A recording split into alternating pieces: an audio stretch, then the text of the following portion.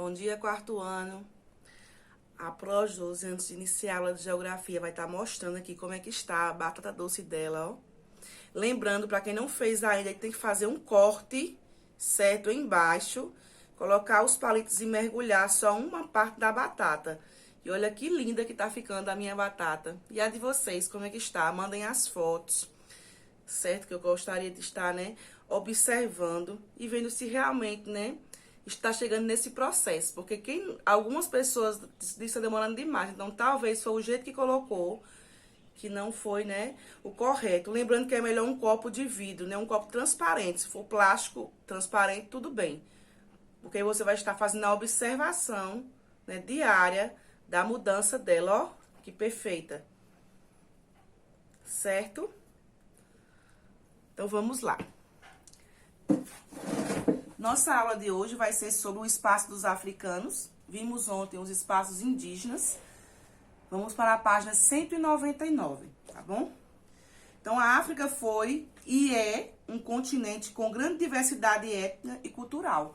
Porque eles têm, né, uma diversidade aí na questão religiosa, de gostos e costumes, que se mistura dentro de apenas um continente. É tanto que lá na parte da história a gente percebe onde veio o início da escravidão, onde os europeus visitaram esse continente e percebemos que havia várias tribos. E dentro dessas tribos, né, houve aí essa negociação com alguns desses líderes, enviando, né, alguns negros para serem escravos no Brasil. Lembram? Até os dias atuais, é possível encontrar aldeias que mantêm sua cultura, tradições bastante antigas, embora convivam e coexistam junto com grandes cidades que têm tecnologia avançada no que diz respeito às edificações. Então, as mudanças, né, os prédios, as casas foram mudando com o tempo, mas ainda existem, né, grupos de africanos no continente lá que vivem como antes, do jeito, né, da tradição, em lugares, né, refugiados, seguindo seus costumes, fora daquela, né, loucura que é a urbanização, que é aquela barulho da cidade, a violência. Então, eles preferem dentro do seu continente viver refugiados, assim como os índios vivem em aldeias. Então, algumas tribos africanas também vivem do mesmo jeito, seguindo os mesmos costumes. Grande parte das construções dessas aldeias é feita com argila, madeira e cobertura de palha, diferente da indígena. Vocês perceberam que as ocas têm outro material, né? Traz lá o cipó, a palha, também um pouco de madeira, mas eles trazem argila como diferença, né? Parece aquelas casas de barro que se você já viu em algum lugar, quase não existe, mas ainda tem em alguns lugares, principalmente nos interiores, né, das cidades, as casas de barros, que era o modelo antigo de casas na zona rural, né, no campo. Ou seja, os materiais construtivos disponíveis no entorno. Então, assim como os índios que encontravam próximo à sua aldeia os materiais, esses africanos também trabalham nesse mesmo contexto, conseguem próximo aonde eles moram. Em geral, é comum o trabalho ser dividido. Homens cuidam para prover a alimentação das famílias pela caça, motivo de orgulho para os caçadores africanos, e a defesa. As mulheres cuidam da alimentação da casa e das crianças. Também fazendo a comparação com o indígena, que o homem vai caçar e as mulheres trabalham com a agricultura, né, e a alimentação. Inclusive, é muito comum encontrarmos crianças amarradas ao corpo das mães com um tecido conhecido no Brasil pelo nome de sling, durante os seus afazeres. Ou seja, ela coloca um tecido e coloca a criança, né, ou na frente, o lençol, ou atrás, para ficar segura, ficar com elas e elas realizarem as atividades delas e não deixar a criança sozinha. Então, já no caso indígena, a criança faz, né, um serviço junto com o índio, né, mais velho, que já não pode mais ir para a lavoura, para a caça, mas faz o serviço, né, de confecção de utensílios para utilizarem no seu cotidiano. Alguns ingredientes do cardápio africano eram elefante, hipopótamo, girafa, javali, búfalo, bode, carneiro, lebre, tatu, lagarta, aves, cães, arroz, inhame, frutas, especialmente a banana, coco, café, quiabo, gengibre, melancia, jiló, tâmara, alçafrão, pimenta malagueta e azeite de dendê. Então, fazem parte da culinária africana, né? Tanto que foi introduzida no Brasil, né? E hoje muitos desses alimentos são consumidos por várias pessoas, né, no nosso país. Comer para os africanos era um momento de alegria e diversão. As técnicas de preparo dos alimentos também eram variadas. Assar, sempre feito na brasa. Grelhar, também bem feito na brasa. Defumar, feitos com diversas madeiras. Conservar, feito com sal, pimenta e ervas aromáticas. É importante pontuar que, embora tivessem acesso a manteiga e o óleo, esses ingredientes eram utilizados apenas como cosmético para passar no corpo ou no cabelo. Então, eles já não usavam na alimentação. E aí aparece o coco, a banana. Certo? Então, olha que interessante, né? A culinária africana, né, introduzida no Brasil, a gente vai percebendo o que é da África, de fato, que nós, né, brasileiros, consumimos. Grande parte da culinária africana foi refeita ou readaptada ao Brasil quando este entrou em contato com a culinária europeia e indígena, fazendo surgir diversos pratos típicos brasileiros, como o cuscuz, a canjica, mungunzá, angu, pamonha, moquecas, feijoada, mocotó, acarajé, galinha de caçarola, chinchim de galinha, lombo de porco, assado com rodela de limão, caruru de quiabo, vatapá e etc. Então, a mistura da culinária europeia, indígena e africana trouxeram assim, novos, né, pratos que hoje são introduzidos no nosso país, no Brasil. Fora os outros que vieram depois com os imigrantes italianos, alemães, né, japoneses. E aí a mistura de alimentação existe, certo? Inúmeros pratos que foram readaptados, modificados no nosso país e hoje, né, fazem parte da nossa culinária. De acordo com cada região, vai ter nessa diferença em relação à culinária. A gente percebe muito a África, justamente na região Nordeste, porque Salvador, bem próximo da gente da capital, tem bastante dessa culinária.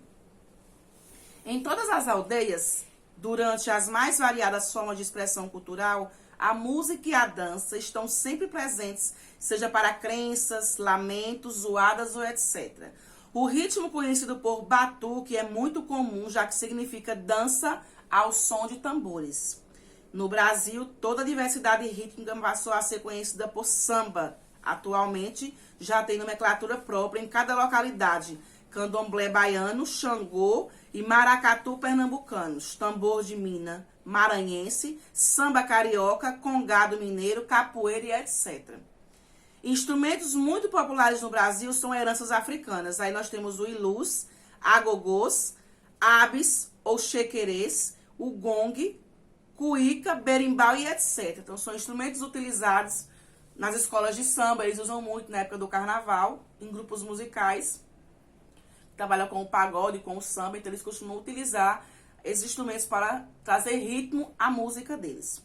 Toda a musicalidade herdada dos africanos é acompanhada por dança, cuja principal característica é ser dançada em roda. A religiosidade nas aldeias africanas esteve voltada para a figura do griot, responsável por práticas mágico-religiosas em diversas aldeias, além de ser importante agente cultural. Então, lá nos índios, nós temos lá o pajé, certo? Que era o responsável lá na tribo, né, por aconselhar. A vida nas aldeias africanas está muito ligada aos ciclos da natureza, por sobrevivência de todos que respeitem a natureza. Então, assim como o indígena, essas tribos também respeitam a natureza, cuidam, preservam, porque é dela que eles, né, sobrevivem. É delas que eles tiram o seu sustento. E lá na página 202, temos uma atividade bem interessante que diz assim. Vocês vão observar essas imagens aí abaixo e vão marcar X nas que correspondem às imagens africanas, que são, né, que tem a ver com a África. Então, a primeira imagem, nós temos aí uma carruagem, na segunda uma dança. Então, vamos observando quais delas. Então, a primeira não, a segunda uma dança africana, sim. A terceira, um momento aí de luta, né, dos escravos. Quarta imagem também, um momento de dança, que eles dançam em círculo nas suas aldeias, seguindo suas tradições. Então, 3 imagens aí são, né, africanas, a segunda, a terceira e a quarta. Na segunda questão, vamos observar mais uma vez as imagens das aldeias africanas e escreva uma lista dos materiais construídos né, e utilizado. Então, olha como é que é a casa deles, diferente da indígena, porque além de ser menor, que mora só uma família, diferente do indígena, que é uma oca enorme, várias famílias moram dentro. O material tem alguns parecidos, mas tem um que traz diferença, que é a argila. Então, cipós também é usado na indígena, a madeira, a palha, só que a argila não. A argila já traz diferença aí na construção, certo? Da casa, né, africana. E eles não dão o nome de ocas, certo? Dão o nome de casas mesmo. Então, cipós, madeira, palha e argila é o que é usado para construir a casa das aldeias, né, dos africanos. Questão 2, viu? Na questão 3, vamos observar essas 4 imagens e ver aí se essas explicações estão corretas. Então, os homens cuidam para prover a defesa e a alimentação das famílias pela caça. Então, qual a imagem mostra isso? Que os homens estão cuidando, né, e buscando caçar. A segunda, né, ele está lá com o objeto para fazer a caça, né, e trazer para casa o alimento.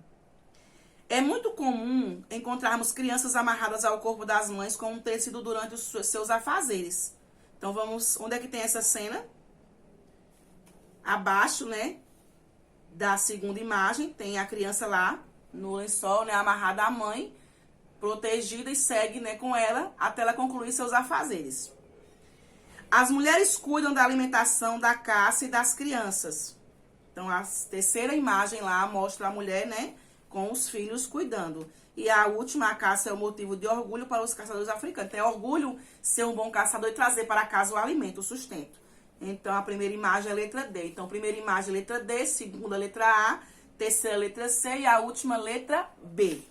E vocês vão estar concluindo em casa a página 204 e 205, explorando aí também a alimentação e algumas curiosidades sobre o africano, certo? E vão, na próxima aula, estar, né, socializando comigo, tá bom? Então, página 204 e 205, geografia, ok? E não esquece de registrar as mudanças e tirar foto da sua batata doce para ver como é que está acontecendo o processo de germinação.